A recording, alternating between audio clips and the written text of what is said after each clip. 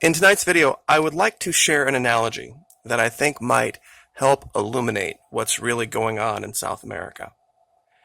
We have an election coming up, and I think it's something that can be instructive to the story they're telling versus what's really happening. Let's say in the upcoming election that somehow the current leader were to lose, that somehow there was some rigging or manipulation or whatever, and the other wing of the party the one party, the Democrat-Republican Party, would take power. Now, there would be a lot of people in this country that would be upset with that. Would you then go and encourage all members of the military to go to their local armories and to their local supply sergeants and tell them, you know what, we're going to take all of this stuff and then we're just going to leave base with it. And we're going to go across the border because we don't like the current leadership in this country. We don't like who our current commander-in-chief is. So we are going to go run to other countries that we think are more aligned with our beliefs. And let's say that that was encouraged by, say, China. Let's say China would be like, you know, that's the wrong leader that you elected there, North America, or I should say the United States. You know what we're going to do? We're going to dump billions and billions and billions of dollars into Canada and Mexico now, and we're going to dump all of our dollar holdings, and we're going to break all of our agreements with you, and we're going to punish any other Asian country and threaten them if they trade with you at all, United States. Now, the ensuing chaos, would you then be on board with the idea that, well, that's what happens when you elect a dictator? You see the problem?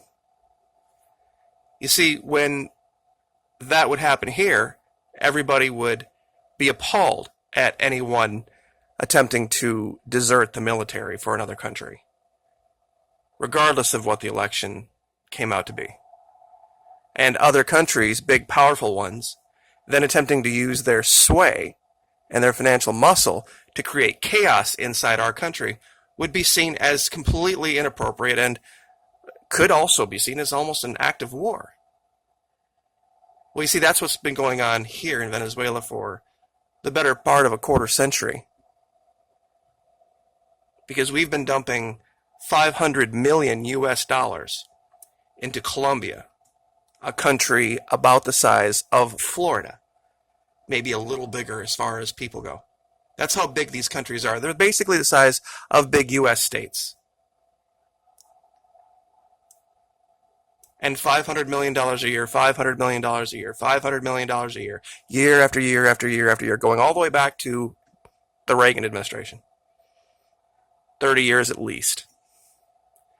And then over here, sanctions, attacks, infiltration, and all sorts of other things to unlevel the playing field simply because these people elected somebody that DC didn't like.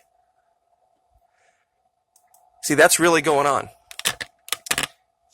Some soldiers deserted, handful, grabbed some grenade launchers and rifles, and went into Brazil. Of course, at the behest of Washington, D.C.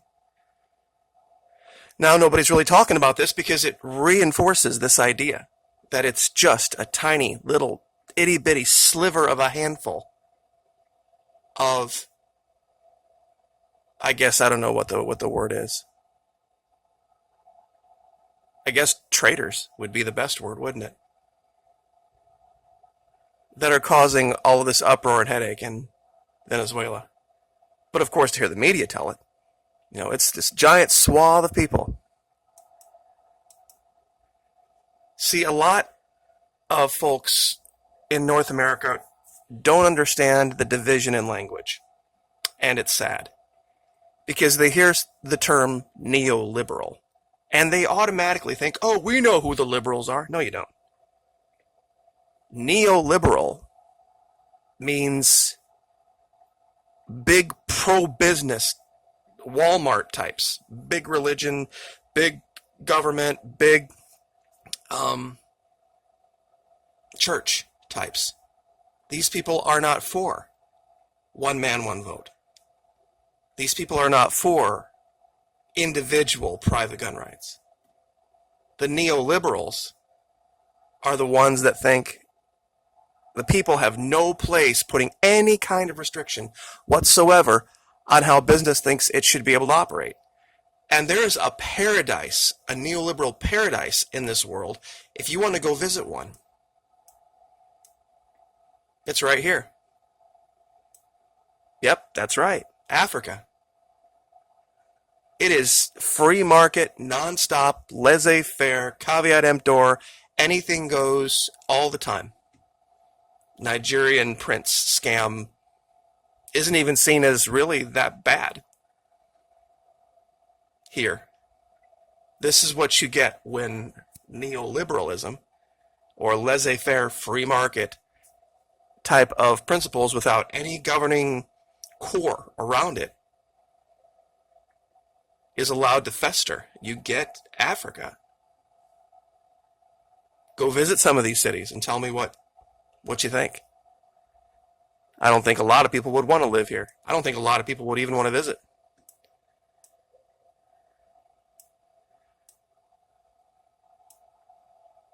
It's one of those hard things to explain, but there's a certain group of people that absolutely loathe Venezuela, and they are one of the smallest groups of people in Venezuela, and you can find that here on the wiki for religion in Venezuela. There are 52,000 practicing Buddhists in Venezuela.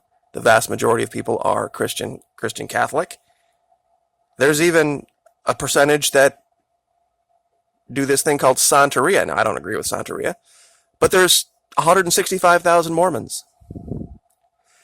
But there's one group of people that control the rest of the world that only have a number of about 13,000. And I'm circling it right here. And I'll go ahead and put this link in the description. And you can read about this certain group of people that has absolutely been destroyed in Venezuela. They have no place in Venezuela. And that should probably tell you all you need to know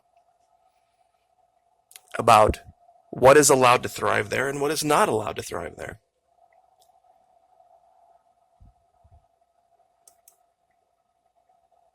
You see, the North American version of what we call socialism is not their version down there of social democracy. We measure now our good and bad by the amount of black our big corporations are in after the holiday season. That's how we measure it now. Look at all the money everyone is spending. Look at how great things are based on that. That's now the definition of good. How rich are the corporations getting? And it's sad to watch, and it's something that I felt like if I didn't speak about it, if I didn't speak up and say, hey, wait a minute, guys, is this really what we think good and bad is now? Is this how we measure it? We talk about, I remember the last election cycle, all of the talk about leveling the playing field and changing the dynamic in trade to make things more fair for our country, quote unquote, meaning our corporations. That somehow they were poor and so put upon by the unfair trade deals. And now, here we are 4 years later, and we are unleveling the playing field in other places where they elect leaders we don't like or don't agree with. I just really don't know what more to say about that, other than I hope the end of this year, people can wake up and see, wait a minute.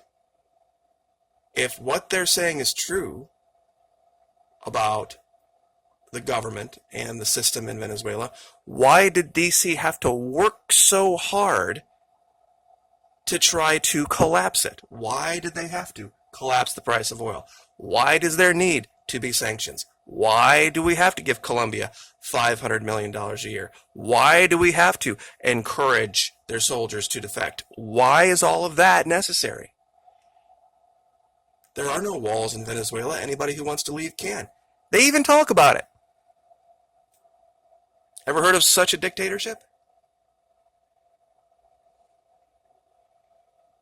It's when straight up logic put before people fails that we should really worry. And I'll leave it there. Like, share, subscribe.